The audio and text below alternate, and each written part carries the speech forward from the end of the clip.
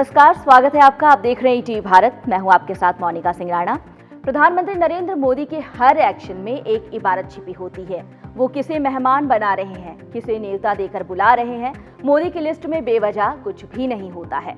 जिस समय अयोध्या में भगवान राम की प्राण प्रतिष्ठा की तैयारियां पूरा देश कर रहा है, ठीक उसी समय गुजरात से दुनिया को एक और संदेश पहुंचाया जा रहा है। दरअसल 10वें वाइब्रेंट गुजरात वैश्विक शिखर सम्मेलन के ठीक पहले दुनिया के सामने एक ऐसी तस्वीर आई है जो बहुत कुछ कहती है।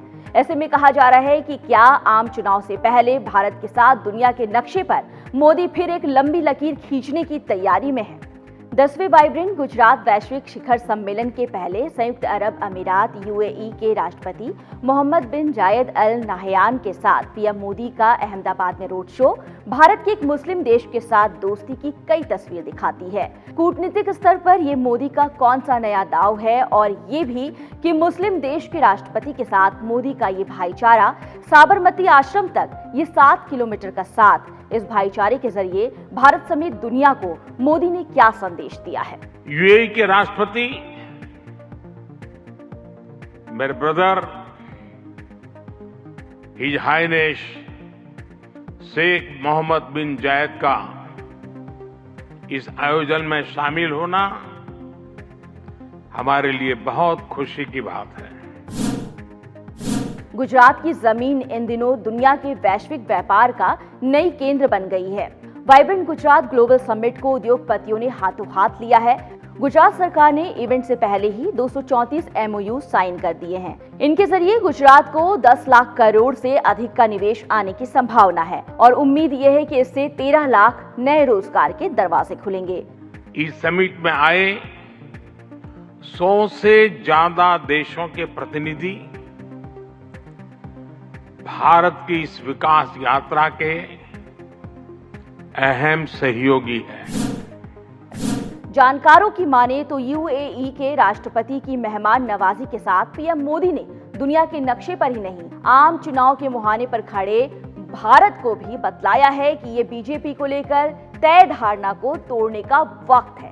जिस वक्त अयोध्या में भगवान राम की प्राण प्रतिष्ठा की तैयारियों के बीच पूरा देश भगवामय हो गया है, तब मोदी अपनी सरकार की धर्मनिरपेक्ष छवि को नए ढंग से पेश कर रहे हैं।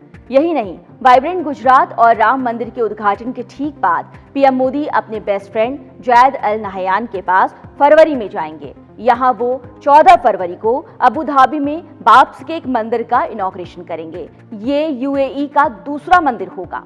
भारत में वाइब्रेंट गुजरात से जो मैसेज दोनों नेता मिलकर दुनिया को दे रहे हैं, वही अबू धाबी में बैठकर भी देने के लिए कमर कस चुके हैं।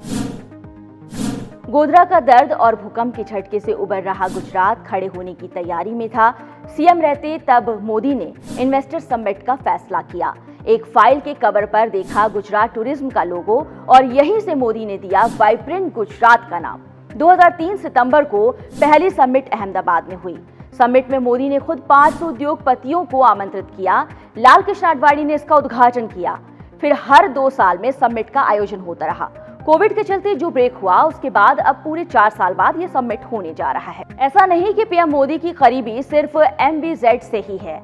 MBS यानी मोहम्मद बिन सलमान, जो सऊदी अरब के क्राउन प्रिंस हैं, उनके साथ भी कुछ दिनों पहले ऐसी ही गलबैयां मोदी कर चुके हैं। रास्ता साफ है, मकसद साफ है और निशाना भी अचूक है। जाहिर है, लोकसभा चुनाव की दहलीज पर खड़े देश में पहले गुजरात का वाइब्रेंट बिजनेस समिट, फिर राम मंदिर और यूएई में हम साथ साथ हैं का नजारा, यानी लगातार निशाने पर निशाना। वहीं मोदी विपक्ष को भी कोसने का कोई मौका नहीं देना चाहते हैं। पीएम इसके जरिए ये भी बताना चाहते हैं कि उनके पास दुनिया को देने के लिए बहुत कुछ है, बशर्ते इन्वेस्टर्स भारत आए और कुबेर का billions of dollar बरसाएं।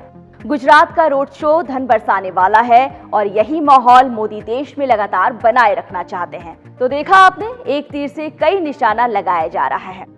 ETV Bharat की खबरों को जानने के लिए आप लॉग इन कर सकते हैं www.etvbharat.com। फिलहाल इजाजत दीजिए, नमस्कार।